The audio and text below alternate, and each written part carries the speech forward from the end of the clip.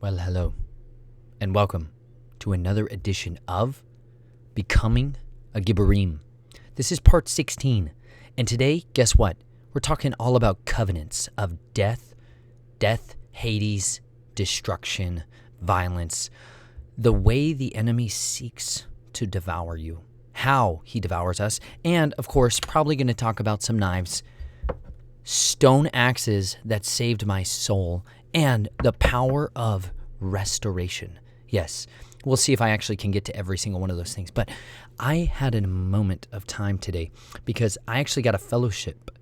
I got to spend some time with some other people that love this. If you know what this is, the Sword of Awesomeness is how I've referred to it. I think the Book of the Covenant might be far more powerful, or the Sword of the Covenant, because if you don't know about what this is, that's okay. It's time to learn. It's the literal way to cut yourself free from the bindings of total despair and hopelessness, as much as it is the way for you to escape the fears that have so easily beset you. That means you're all basically living in terror most of the time. You act out of those decisions because your soul has been captured. You have been taken captive up here. In your mind, your will, your emotions, that's your soul. You've been taken captive, wholeheartedly so. And because of that, it's very likely that you are totally ensconced in the way of the other enemy's team. There's lots of different enemies out there, first of all. I'm going to do some very intentional differentiation between who is the bad guys and who's the righteous one. Because becoming a Gibborim, as much as this series is talking about how we ourselves become mighty, the end of the day of all of this study that we're going to do is that there is one real Gibborim. El Gibborim is how he's referred to even. There is one truly mighty one, and we're going to talk all about him because he has done things that are absolutely impossible, like actually impossible, things that could never be done by a man individually until he showed up. And he was tested and tried and tempted and sought to be devoured, destroyed. He was torn asunder physically, mentally, emotionally, spiritually, to such an extent that he was no longer even recognizable as a human. Think about that. Have you ever been beaten so severely that you no longer were recognizable as a human? Did that. That was on his checklist of things he must endure in order to do something so magnificent that it was irrevocably fantastic. It's something that caused change to be authored into the story. It's very rare that you go along in a story and you see cataclysmic changes suddenly seize a character like the living son of Elohim. Change happened in such an extensive way that the world itself, the foundational understandings of the world's systems were changed irrevocably. They never went back to being the way they were. The entire history of man has been referenced off of his life. I know they tried to change that. That's no big surprise because there's one who's going to come and change times and seasons. Remember? They've been talking about him for a while. If you haven't read 1 John, memorize it. Don't just read it. Memorize it. Eat it like it was more important than everything else you've stuffed in your face recently because it's going to sustain you. 1 John is one of the most foundationally important books you can ever know. It's one of those living words that came because John, remember, another Gibborim, who was so Gibborimed, he was so mighty, he got to write some of the most pronounced declarations of victory and deliverance that have ever been authored in the history of mankind. Revelation was not the last book written. Do you know that? 1st, 2nd, 3rd John, those were the last books that we were written in the basic canonized text that we use today. Those books, it was almost as if John had this idea that, okay, I just gave you guys some pretty rough news when it came to the tribulations ahead of you. That being said, let me tell you kind of a battle strategy to how to be effective amidst it. That's what 1 John is. 1 John should be so fundamentally critical to your life that it is in you, it is on you, it is a part of your mindset because there's so much richness in there. But I don't know how much of 1 John I'm going to be able to get to today because I've got a lot of stuff I want to talk about today, which means those of you guys that have just like click frenzy and you have let me just say it nicely, you have a bad case of scoliosis. Do you know what scoliosis is? That's because, okay, when you jump on those apps and you get thumb happy and you just start scrolling, that's a case of scoliosis. And your diagnosis is terminal because there is a real, literal thief who is here to kill, steal, and destroy. And for some of you, he doesn't try to take your hours. He doesn't try to take your days, your weeks, your months, your years. He just tries to steal your minutes. He tries to steal your minutes because you lack discipline. You lack discipline, so instead of doing the things that would be beneficial, perpetually beneficial, like life-giving things, like advancing the kingdom, no matter what, like advancing and ministering and reading the book that we are talking about, the Sword of the Covenant, instead of reading that, you get scoliosis because it's easier, and we're generally cowards. We generally don't like to do the things that are difficult because we lack discipline. I went through basic combat training, which was designed by very intelligent humans, and I think a lot of spiritual forces from the kingdom of death. We're going to talk about him. He's an entity. They orchestrated ways to take a human and transform them into a soldier who would obey orders, who would They would obey orders predominantly, that they would then uphold that which they have been commanded to do to such an extent that they were dependable to accomplish the mission, to serve their country, whatever the ideological thing they're trying to shift into you, but that you would accomplish the mission no matter what, that you would be successful even unto death with which you were entrusted with, which whatever you were commissioned to go forth and do. And they were master strategists who laid out a way of dismantling the systems that have been laid up within each and every one of us to give us a civilian mindset, to give us a belief of comfortability as our king. Comfortability coincides, unfortunately, with cowardice. People that seek convenience and comfortability tend to almost always be cowards when they're tested. And that's just reality because what they've lacked most sincerely is discipline. And the real training camp that I feel like I've learned to become a soldier much more extensively in was not necessarily the United States Army. It's been in the land of farming. I mean that. Parenthood and farming, to me, are exponentially more effective at equipping me to be an effective soldier than anything I ever went through during my time in the military, by far. And I say that because when I was in the military and I was fatigued, like really tired, exhausted beyond measure, it was basically 3.5 months in like a never-ending state of sleep deprivation. I do not recall a single instance where I got more than 3.5, maybe on a rare occasion 4 hours of sleep. That's not together, right? Because you would have night watch and fire guard, and you had all these different duties that you had to do at night because they were designing a system to shatter you.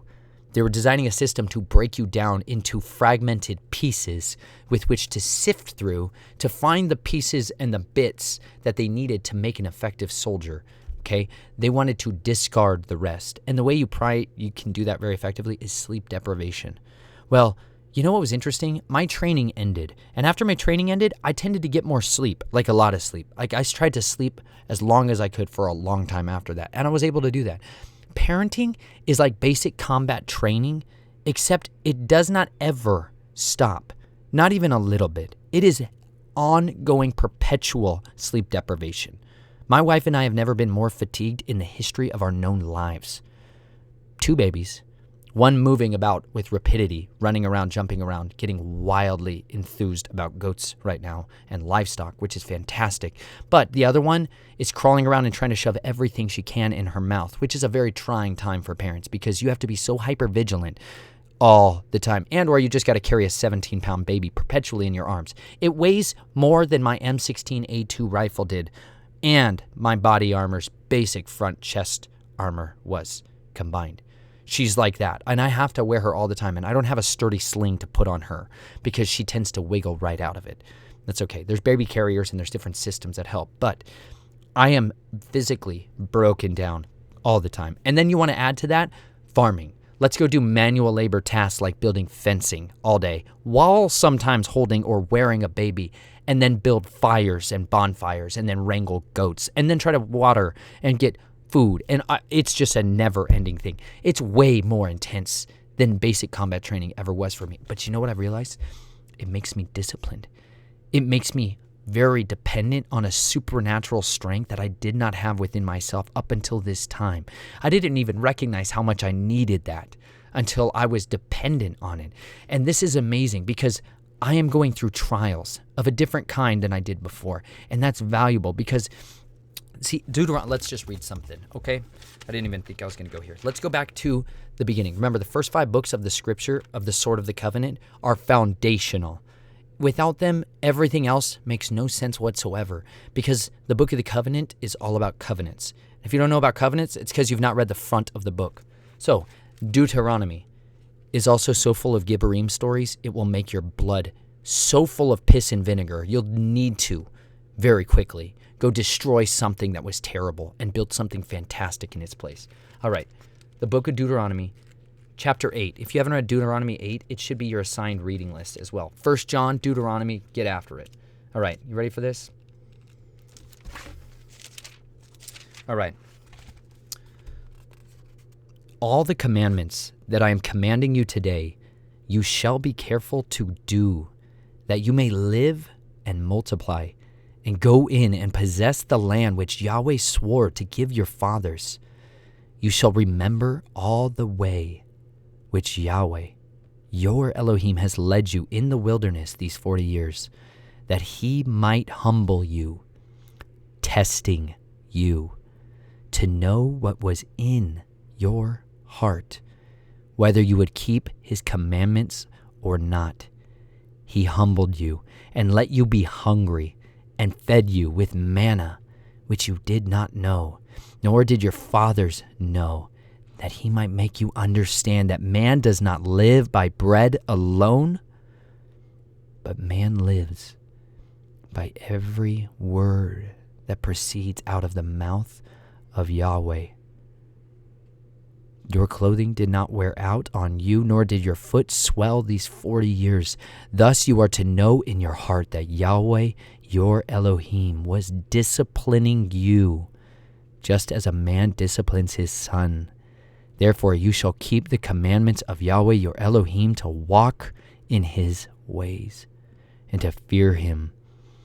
For Yahweh your Elohim is bringing you into a good land, a land of brooks of water, of fountains and springs flowing forth in valleys and hills, a land of wheat and barley, of vines and fig trees and pomegranates, a land of olive oil and honey, a land where you'll eat food without scarcity, in which you will not lack anything, a land whose stones are iron, and out of whose hills you can dig copper.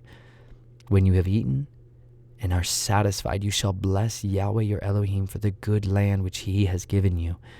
Beware that you do not forget Yahweh your Elohim by not keeping his commandments and his ordinances and his statutes which I am commanding you today. I have been disciplined by the Father. He has sent me out into the wilderness in such a strategically important way because he loves me. He loves me. I was raised in a home where death was authorized, where death was given reign, where death was given a supreme seat at the table perpetually. There was generations of iniquity that had been building up a stronghold in my family's heart. I had come to know that as a system of life. I thought that was normal. I thought that was foundationally important in order for me to go forward. The wilderness has been a time where he stripped me of that, where I forsook that home, where I forsook that family, where I forsook that way of living and set myself on a path to where my Father, my Heavenly Father, would lead me. And he led me out into a land where I was troubled, where I have been afflicted, where my wife and my daughters and I, we have known scarcity, we have known lack, we have known what it is to be so utterly dependent on him that we have nothing else apart from him, our home, and the family that we have with us at that moment. We've had no other known means of provision apart from what he chooses to provide to us at that time. And in that, I have seen he tests us. He tests us. He stretches us. He stretches us to the point of our absolute breaking because he wants to see, after it all is said and done, after you've been really shaken, after you've really worn yourself out, have you found what is left in you? What is the remnant of your soul? What is remaining within you? Have you given everything? And what is it that you cling to? What is it that you grab onto? What is it that you hold onto? Because a lot of you don't even have the discipline to listen through a 30-minute teaching on the word of Elohim without finding something else to satisfy your scratching, itching ears and your insatiable eyes. You have created and conditioned yourself to the thievery of the systems of man. You have been conditioned to lack discipline, to sit and read and study the word, or to even pray without ceasing, to pray diligently, to intercede for those who are in desperation, crying out, hungry to know that there is a power available to them that is limitless, that is ever present and never going to diminish. There are people every day who wake up begging the creator of the heavens and the earth to answer them. And you were custom created. You were set here, set apart for such a time as this, to be the body that answers the prayer. There's so much mightiness that is waiting to be done in us and through us. But if we do not have discipline, we cannot achieve it. We cannot take hold of it. We cannot seize it, first of all. But we cannot even recognize it to seize it in the first place. We must be able to learn how to test between that which is good and that which is evil. And the way you do that is you must bind the influences of the enemy, constrict them, forbid to allow them the authority to exercise their dominion in your life anymore. The way you can do that was impossible for thousands of years. It was impossible from the garden, more or less. You could not do it. There was a supernatural act that needed to take place, and it happened later on in the story, okay? Well, it happened much earlier, because it does say that Jesus, Yeshua, the Messiah, was the lamb who was slain before the foundations of the world. So really, the redemption that was authorized for us took place immediately, before there was even the brokenness within the system. But if you haven't read recently Hebrews 2, incredible passage. Sorry, I'm blurping out here a little bit of Monte. All right, you ready for this? Let's jump in. This is Hebrews 2. Okay, we are going to be going through an understanding of the mechanics of how, first of all, death, Hades, and the dragon are kind of running the scene in so many ways for a long time. They've been having dominion. They've been having the authority over most of the souls of mankind for a long time. And one of the most important things for you to understand is that the dragon, the devil, okay, he's often referred to as Satan in the scriptures. Revelation 12 tells us he is the dragon. So I refer to him as the dragon that he is. He had the power over death.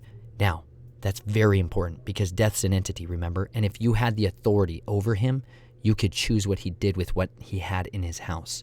All right, hold on. I'm getting ahead of myself. All right, you ready for this? I'm just going to read the chapter because it's so mighty. All right, for this reason, we must pay much closer attention to what we have heard so that we do not drift away from it. For if the words spoken through angels proved unalterable, and every transgression and disobedience received a just penalty, how will we escape if we neglect so great a salvation? After it was at the first spoken through Yahweh, it was confirmed to us by those who heard, Yahweh also testifying with them, both by signs and by wonders and by various miracles and by the gifts of the Holy Spirit according to his own world. For he did not subject to angels the world to come concerning that which we are speaking. But one has testified, saying, what is man that you remember him? Or the Son of Man that you are concerned about him? You have made him for a little while lower than the angels. You have crowned him with glory and honor, and have appointed him over the works of your hands, and you have put all things in subjection under his feet.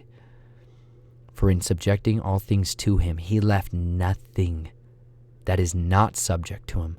But now we do not yet see all the things subjected to him, but we do see him who was made for a little while lower than the angels, namely Jesus, because of the suffering of death, crowned with glory and honor, so that by the grace of Elohim he might taste death for everyone.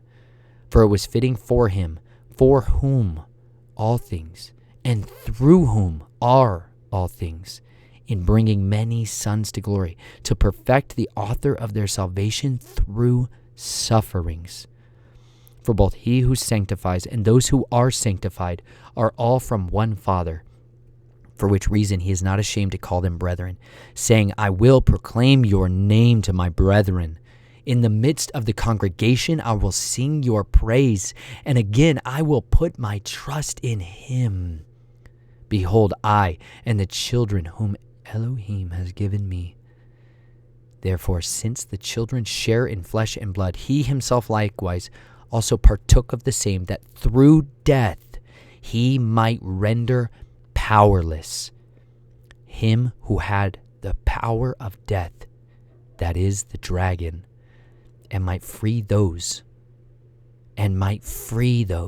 who through fear of death were subject to slavery all their lives. For assuredly he does not give help to angels, but he gives help to the descendants of Abraham. Therefore he had to be made like his brethren in all things, so that he might become a merciful and faithful high priest in things pertaining to Elohim, to make propitiation for the sins of the people. For since he himself was tempted in that which he has suffered, he is able to come to the aid of those who are tempted. He rendered powerless him who had the power of death, that is, the dragon. He rendered him powerless. Do you believe that? Do you actually believe that? Do you believe that your enemy, the one who prowls around like a roaring lion who seeks to kill, steal, and destroy, has been rendered powerless? Do you believe that? Do you actually live your life as in you do not fear that which is coming? You do not fear the mechanisms of madness that are always being poured out over you. There are systems that are so infectious that have been orchestrated for a very long time to steal your contentment, to steal your peace, to steal your joy, your confidence, your blessed hope. They're all out there waiting to sift you, to grab a hold of you, to turn you this way, to grab your attention and take you this way. They're always waiting to seize you and take from you that which has been given to you, the confidence, the faith that you have been so richly counted as worthy to receive.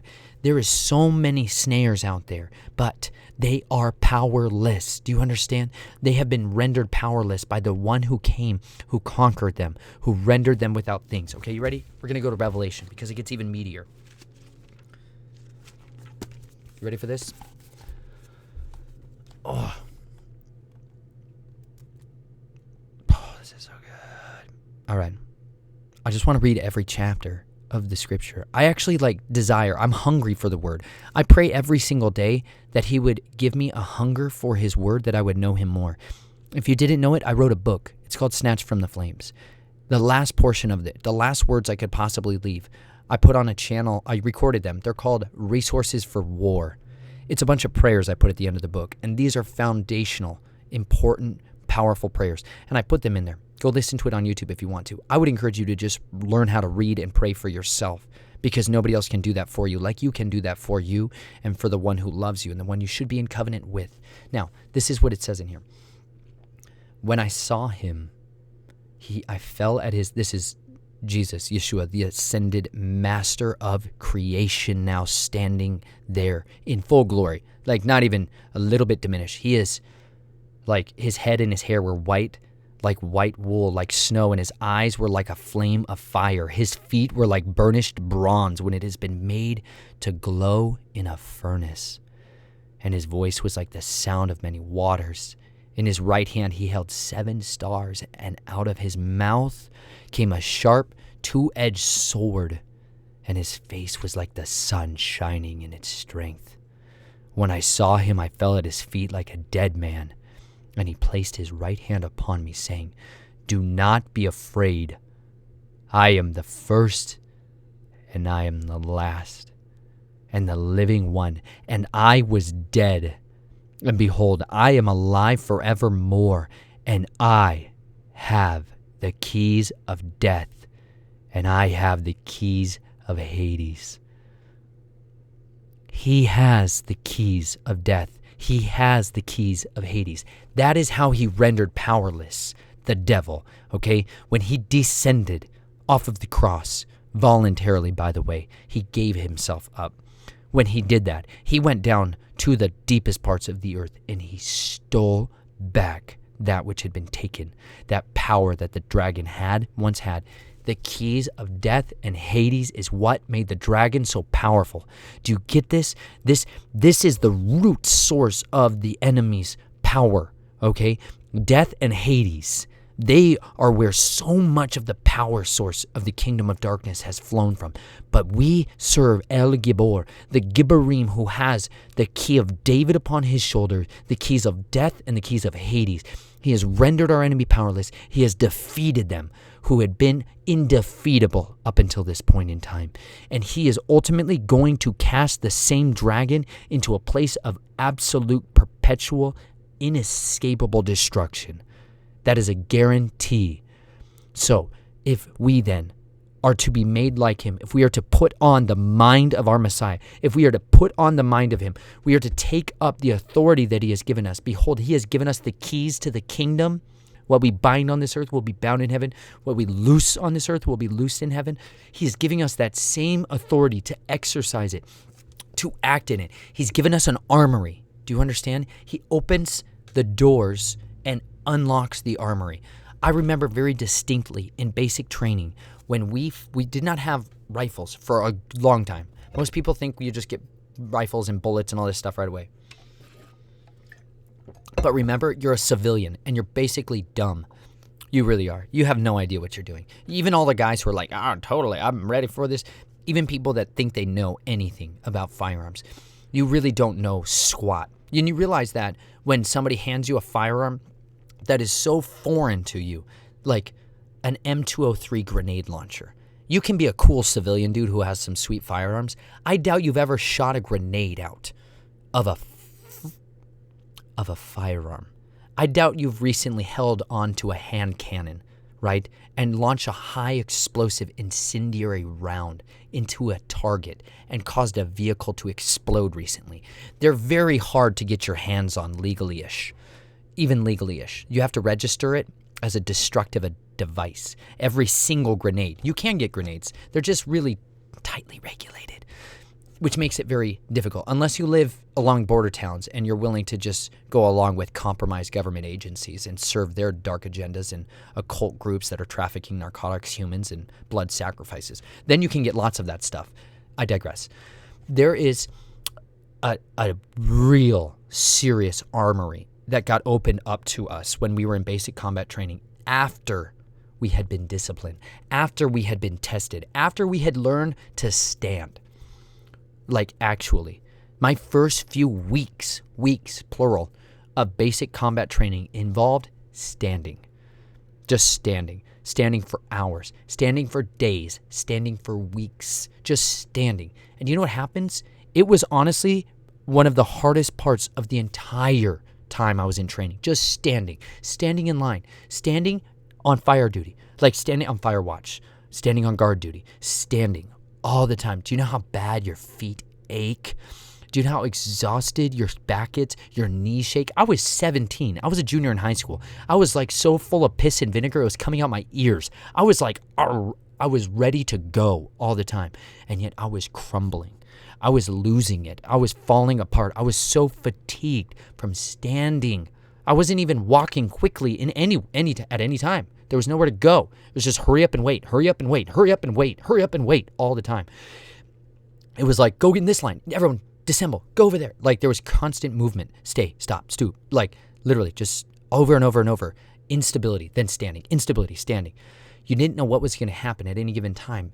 And it was so overwhelmingly exhausting They did that for the first couple weeks. And then they started teaching us how to walk. Because you know what? You don't even know how to walk as a civilian. You really don't. You don't know how to walk with any kind of order in your life.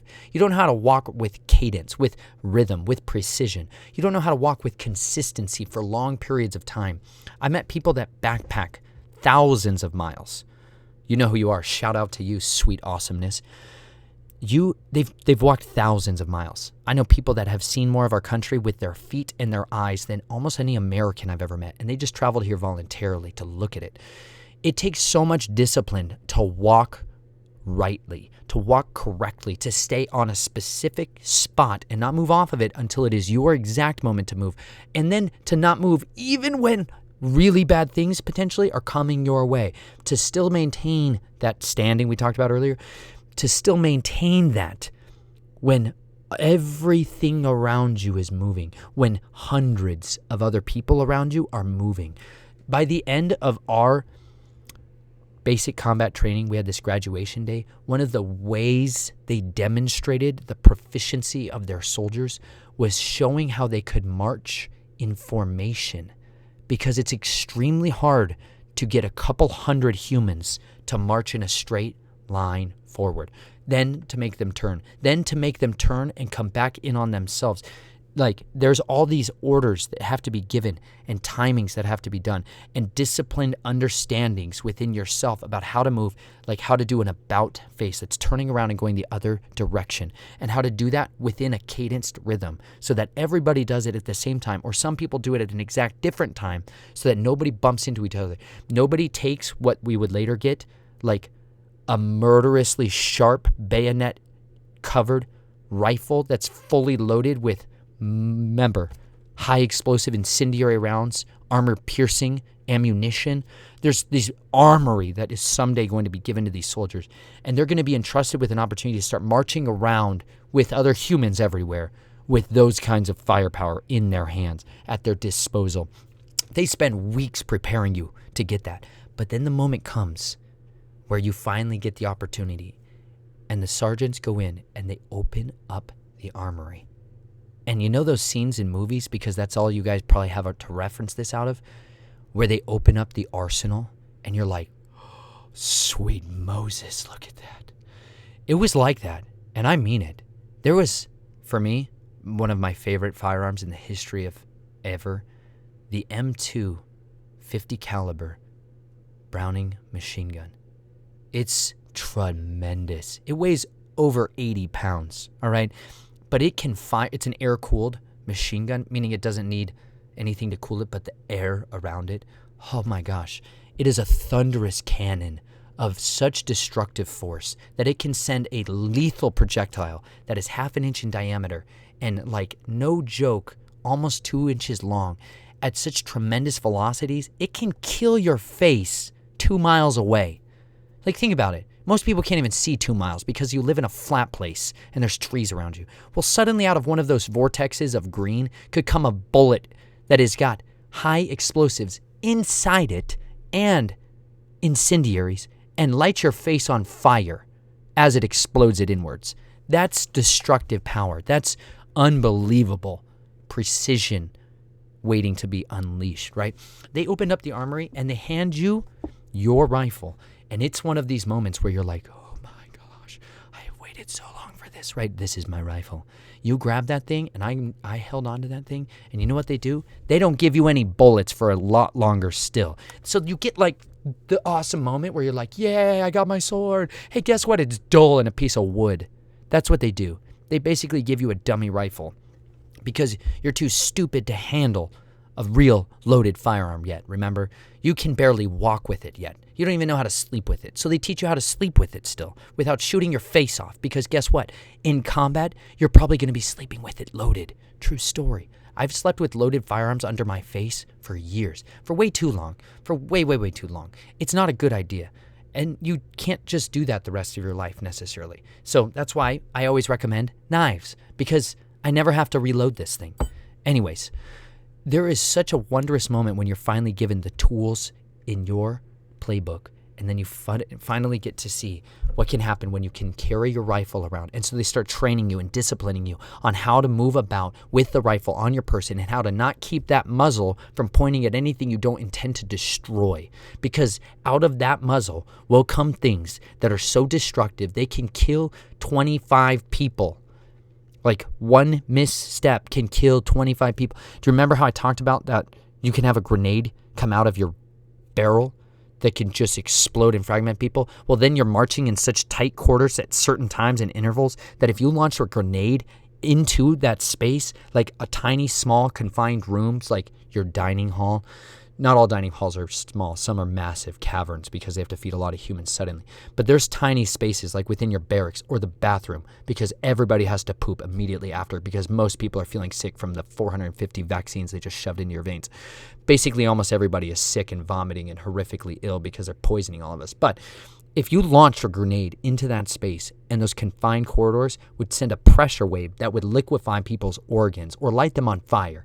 Horrible stuff, right? It happens. It's called friendly fire. There's another word we had for it called blue falcon, which was a nice way of saying a horribly bad word that I'm not going to use right now. But somebody that screws their other buddy over really badly. So they don't give you the goods, really, until they've shown that you can actually walk around without dropping the thing, walk around without negligent discharges going on. This is where you pull the trigger at a time when you should not have or did not intend to necessarily. You have a lot of learning yet to do, even after you're given some of the armory. And it's the same true for you. You think you've got something in you. You think you've kind of learned some stuff, and then suddenly someone comes along in your path and slaps you upside the face with a sword that is so much sharper than yours, and you go, wow, I'm dull. Like, I feel that constantly. I think I've learned a few things in my life, and then I meet somebody who's got the scripture so sharpened up on that I'm just sitting there looking at their tattered, ribboned Bible and going, wow, I've lost my edge, man.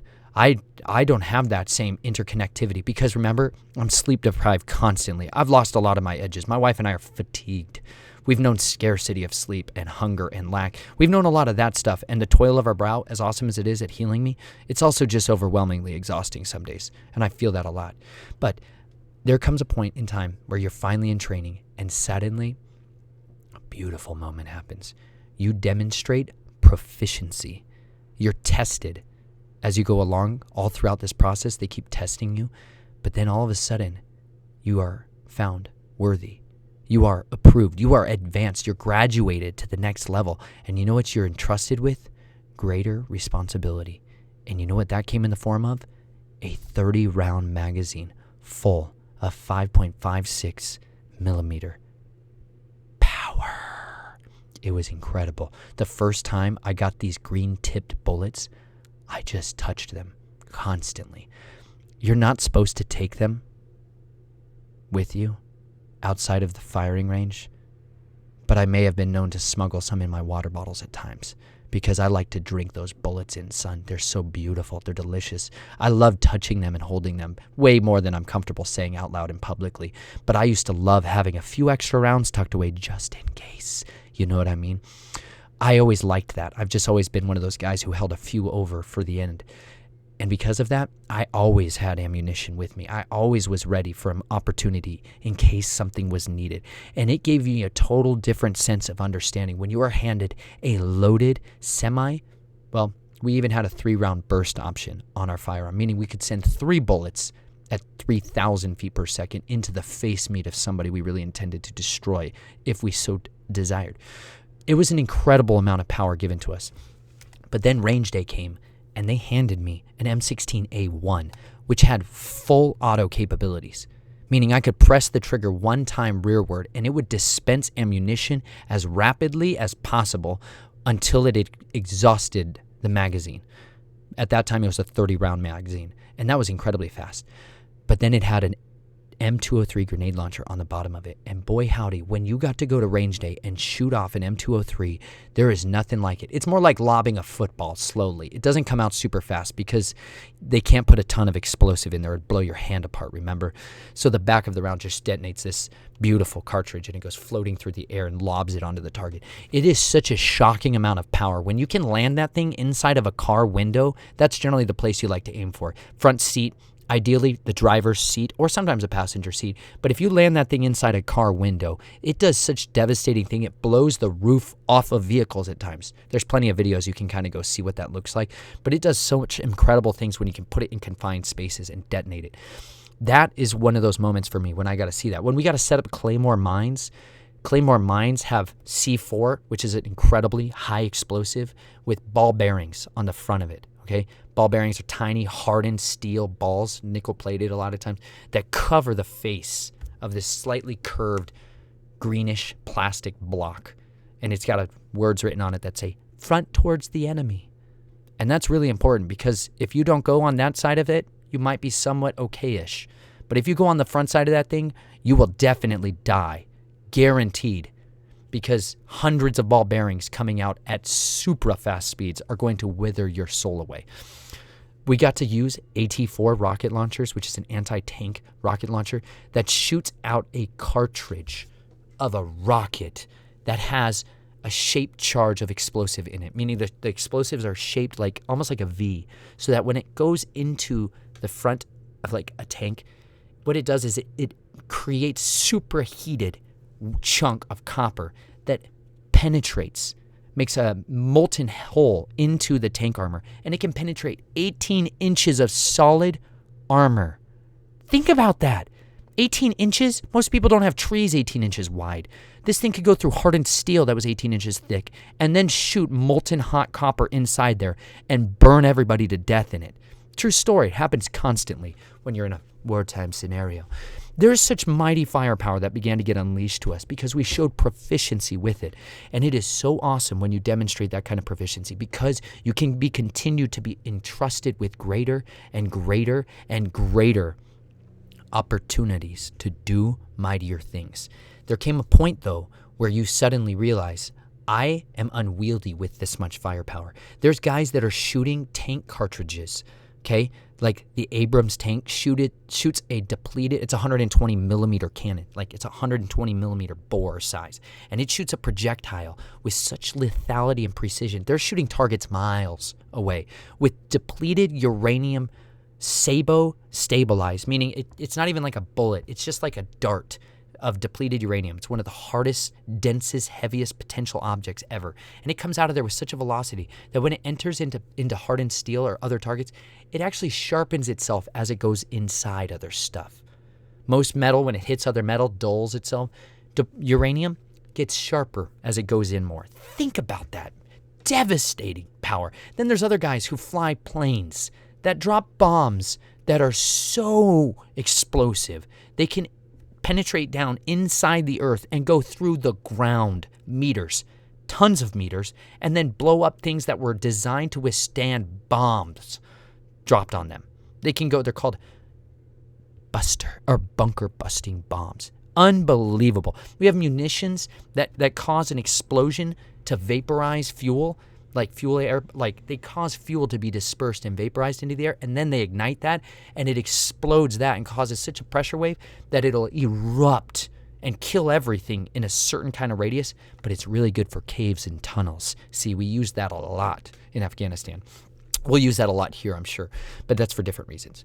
But what I'm getting at is that you need to recognize that that is a hierarchy of power that can be entrusted to you in the United States military. The authorized power of what we're reading about in the Sword of the Covenant makes that stuff look like garbage. It's abysmally weak, and I mean that because I've seen the power of the living Elohim through these testimonies put the mightiest armies that the world had ever known to shame. Like, do you remember when Egypt went after the Israelites and they crossed the Red Sea? Pharaoh's army was like the United States military, all of it, coming after you. And then it got drowned in a moment. Like one moment. It takes decades. It takes hundreds of years to establish that kind of lethality in a unit, in a military force. Look at the Navy. Oh my goodness, nuclear-powered submarines and aircraft carriers. I study submarines a lot because they're just unbelievable. How would I try to take over a submarine? Like I think about these kinds of things. You want ultimate firepower? I want to explore tunnels, right? And the bathyspheric tunnel systems in the earth. I need a nuclear powered submarine is what I've realized. And they're these hot boats, which are where the special forces boats go, and like all the special forces guys that go and do the secret scary stuff that never happens anywhere.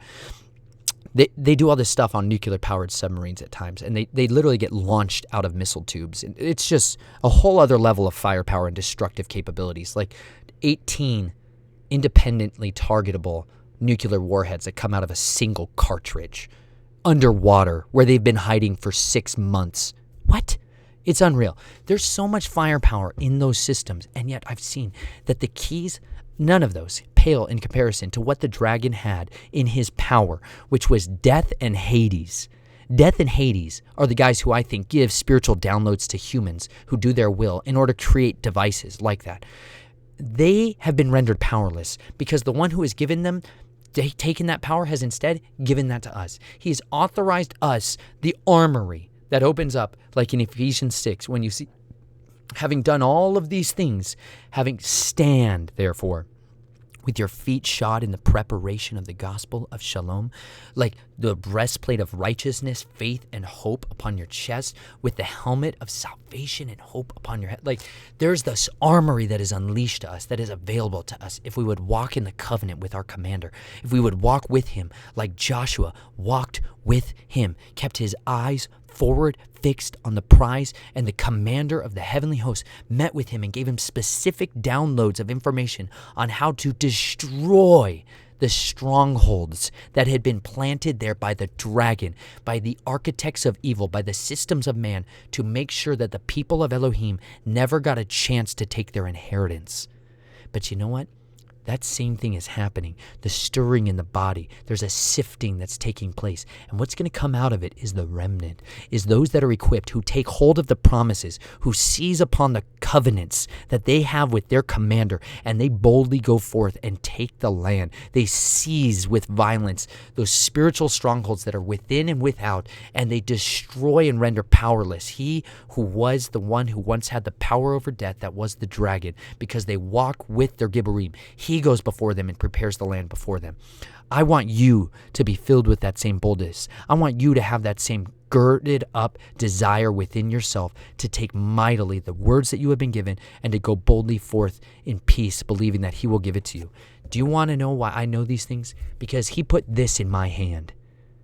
This to me was more powerful of a tool in my armory than any weapon I was ever given in the United States military. This was better than the grenade that I was handed. This was better than the launcher that it came out of. This is better than the beautiful M249 Bravo machine gun, belt-fed, fantastic 7.62 millimeter, fully automatic, air-cooled machine gun. This was far more power. This will be more powerful. I will do more with this than I ever did with any of those tools I was ever handed, because this is a stone of testimony. This is my rock of offense to others, and to others it is a rock of deliverance. If you haven't watched Nature Nate recently, watch it. It's so powerful, and you'll see where this stone came out of. This is called a celt. It's an Indian axe head. Some guy thousands of years ago, or maybe a couple hundred years ago, I don't know, because it's stone, remember? Some human got this rock that is so hard and so dense, it weighs more than a grenade. It's unbelievably dense. And he sanded this thing, likely on sandstone, for so long, for potentially months, because it takes me 8 to 10 hours to resharpen an edge on one knife. This is stone, remember, with stone. Somebody dedicated themselves to that for an enormous period of time. They sharpened the edges of this thing to make it able to do work in a unique and set-apart way.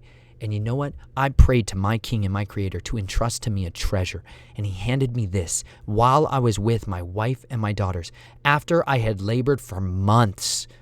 Like, I don't ever get paid for being a laborer on these farms. I get paid with food. I'm given the food of my toil. That's it. I am blessed to have that and the experience and the wisdom that they are teaching and sharing with me. I am paid instead when he hands me things like this. This is my inheritance that he entrusts to me. My wife and my daughters and I had spent months laboring on a farm. And when I left there, I went to a river and I went with my whole family and I prayed he would give me a treasure while I was with my family so that my daughters, my wife, and I could see the testimony that would be risen up out of that.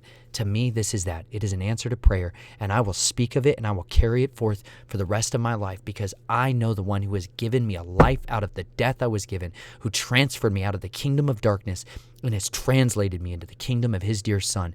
I have a new authority that has been authorized to me. I have new weapons that are not carnal, but are mighty through Elohim to the pulling down of strongholds. That is this. That is this living word. That is these rocks of testimony. And that is the sword that comes out of my mouth because he is transforming me. And I know he will do the same to you. I pray and hope every day that you would be disciplined in your life, that you would pass the test, that you would show what is in your heart, whether you want to do good and keep his commandments or whether you want to curse him and follow after the powerless, yet still powerful dragon that we contend with. Be fierce for the cause that which you have been called. I hope that you be vigilant out there. I hope you be on guard out there. I hope you stay safe out there. And by that, I mean live as dangerously as possible every single day of your life because the days are evil, but you were born for such a time as this. I love you. Be faithful always, even unto death. If you like what this was about, if this offended you tremendously, I think it's good. And I hope more of what we have to say offends you tremendously. But I pray that you recognize the source of many of where these words come from. It's not just my lips. I hope you will share it out to those that you think so. And if you would like to, look at the links below. I'll love you. I'll talk to you soon.